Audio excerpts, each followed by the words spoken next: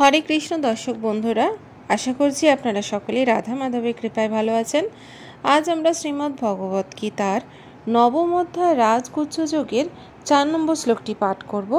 এর সাথে সাথে অনুবাদ এবং তাৎপর্য বিশ্লেষণ করব। আসুন তবে শুরু করা যাক। ময়া তদ্মিদং সর্বং জগৎ ব্যক্ত মূর্তিনা মৎস্থানি সর্বভূতানি না চাহম তেষু অবস্থিতঃ। অনুবাদ: অব্যক্ত রূপে আমি সমস্ত জগতে ব্যপ্ত আছি। সমস্ত জীব আমাতেই অবস্থিত, কিন্তু আমি তাদের মধ্যেই অবস্থিত নই। তাৎপর্য: স্থূল ও জড় ইন্দ্রিয়ের দ্বারা পরমেশ্বর ভগবানকে উপলব্ধি করা যায় না। এ বিষয়ে বলা হয়েছে যে জড় ইন্দ্রিয়ের দ্বারা ভগবান শ্রীকৃষ্ণের নাম, রূপ, যশ, লীলা আদি উপলব্ধি করা যায় না। সদ্গুরুর তত্ত্বাবধানে যিনি শুদ্ধ ভগবত ভক্তি সাধন করেন, তিনি কেবল তার কাছেই প্রকাশিত হন। ব্রহ্মসংহিতাতেও বলা হয়েছে, পরমেশ্বর ভগবান শ্রী গোবিন্দের প্রতি অপ্রাকৃত প্রেম ভক্তি বিকাশের ফলে অন্তরে ও বাইরে তাকে সর্বদা দর্শন করা যায়। তাই তিনি সকলের কাছে প্রকট নন। এখানে বলা হয়েছে, যদিও তিনি সর্বব্যাপ্ত সর্বস্থিত, তবুও তিনি জড় ইন্দ্রিয়ের দ্বারা অনুভূত হন না। এখানে অব্যক্ত মূর্তিনা কথাটির দ্বারা সেই কথাই বোঝানো হয়েছে। কিন্তু প্রকৃতপক্ষে আমরা তাকে দেখতে না পেলেও সবকিছু তাকেই আশ্রয় করে আছে।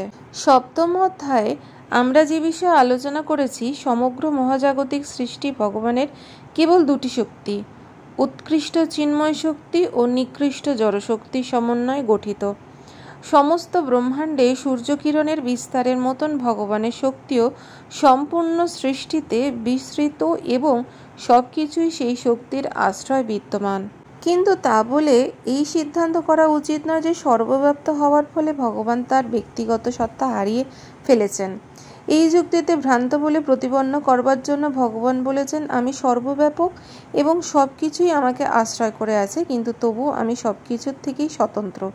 দৃষ্টান্তস্বরূপ বলা যায় যে একজন রাজা একটি সরকার বা প্রশাসনের কর্তা এবং প্রশাসন তার শক্তির প্রকাশ।